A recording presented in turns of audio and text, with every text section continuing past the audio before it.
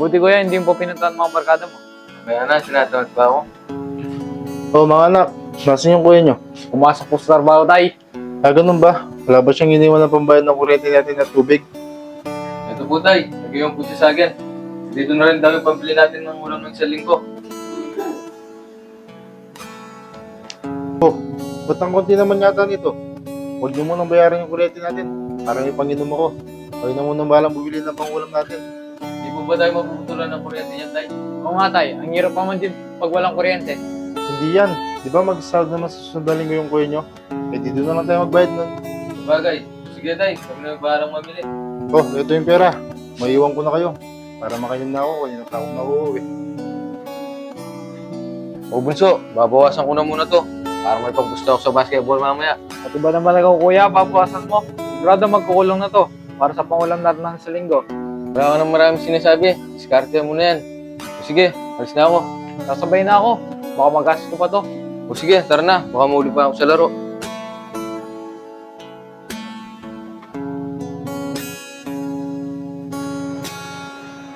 Konak, wala ka na basok ngayon? Wala po tay. Pinagdaya po ako ng boss ko. Para naman daw po makapagpahinga ako. Pinapalo niya po ako kasi kahapon, kahit linggo. Ah, kaya pala wala ka kahapon. Siya nga pala tay, nag-iwan na rin ako ng pambayad ng kuryente at tubig kay Loloy. Pati na rin pambili natin ng ulam. Nakapagbayad na po ba kayo tay? Ay nak, yung palang pera pambayad ng kuryente natin, hiniram ko muna. Nag-iaya kasi kumpare sa kabilang kanto eh. Wala akong pera kaya nagamit ko yung pera pambayad ng kuryente natin. Bakit naman tay? Himla mo pa yung alak. Isa pangangailangan natin dito sa bahay. Anak, madala lang naman eh. Tsaka mag-sahod ko din sa susunod na linggo. Eh dito na lang tayo magbayad. Tay, alam mo naman may binabayaran pa tayo bukod doon. Nagkatrabaho ka naman nak, mababayaran din natin yan. Andiyan ka naman. Eh paano tay pag hindi na ako nagtatrabaho? Alam mo nak, kaysa magreklamo ka, maglinis ka na lang ng bahay. Sige na, hinihintay na ako ng kumpare ko.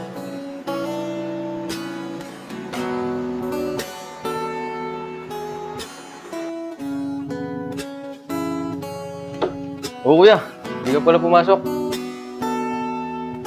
Ayot ko sana ngayon, Lloyd. Kaso naglilis ako ng bahay. Hindi rin ako nakapagpahinga. Sobrang dumi na kasi dito sa bahay. Hayaan mo, pag nagkasobra ako, bibilan na kita. Pwede na rin si Mundo, bibilan ko ng bagong damit.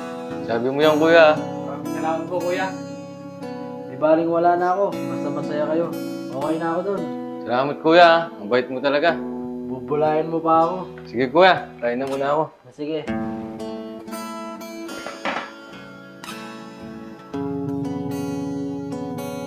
Tay, pangarap mo po ako ng short na pang basketball. Sige na. Anak, saan ka pupunta? Di ba wala ka na ang pasok? Bubayad lang po ako ng tubig, tay. Babalik din po ako kaagad. Sige, mag-iingat ka. Kuya, yung sapatos ko ah. Sige, mamaya pagbalik ko, bibilan na kita. Sige kuya, salamat. Ingat ka. Sige, mauna na ako.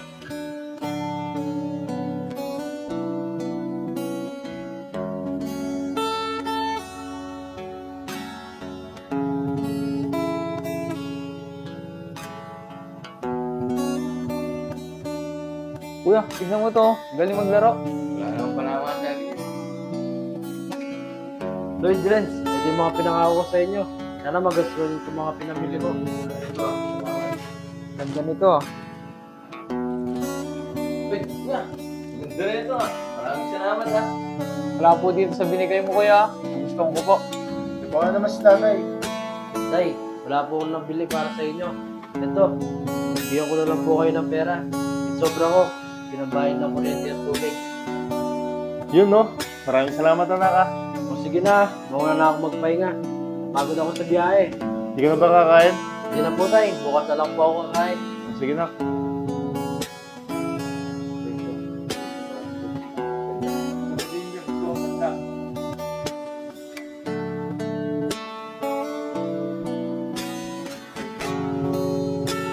Konak, asan yung kuya mo? Anong oras na tulog pa yata? Di ba siya magtatrabaho? Kaya tayo, tingnan ko muna po siya sa kwarto niya. Sige na.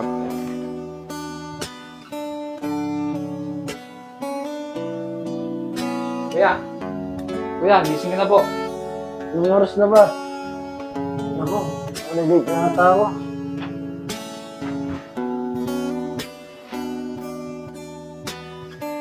kuya. Anong nangyari sa'yo, kuya? Nahihilo ako, Renz. Tay! Si kuya po! Oh, anong nangyari sa kuya mo? Nahilo daw po siya. Wala to, tay. Sa pagod lang po siguro. Sabihin mo na yung totoo, kuya, na may sakit ka at mukhang malala na. Ano pinagsasabi mo, Lloyd? Ito ba yung sinasabi niya? Ano ba yan, kuya? Totoo yun.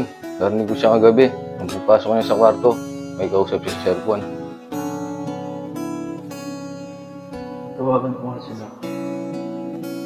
Hello po, Doc. Hello? Kamusta na po pala yung resulta ng check-up ko kanina, Doc? Huwag ka marunong like ha? May cancer ka. Stage 3 na. Sigurado ka mo ba, Doc? Na may cancer po ako. Stage 3 na. Oo, Kenneth. Kaya kailangan mo muna magpahinga sa trabaho. Sige po, Doc. Susunod ko po lahat ng mga sinabi niyo. O sige, tawagan na lang ikaw ulit para sa mga bangon. Sige po, Doc. Magpapahinga na po ako.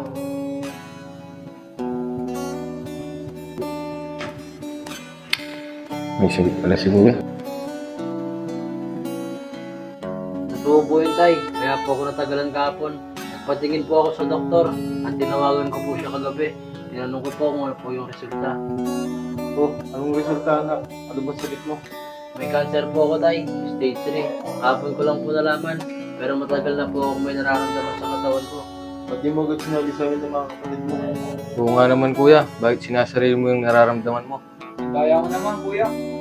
May nalang bahala ko lang yung nararamdaman ko. Akala ko kasi dahil lang sa pagod.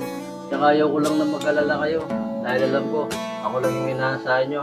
Pero huwag kayong mag-alala. Magkatrabaho pa rin naman ako para may panggas tayo dito sa bahay.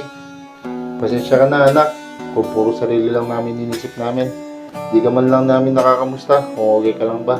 Masyado kaming umasal sa'yo kahit kaya pa namin magtrabaho. Patawarin mo din kami, kuya. Kung puro pabili at tingin kami sa'yo, masyado kami naging maluho. Sorry, kuya. Sana pala hindi na kami nagpabili sa bus tsaka damit sa'yo.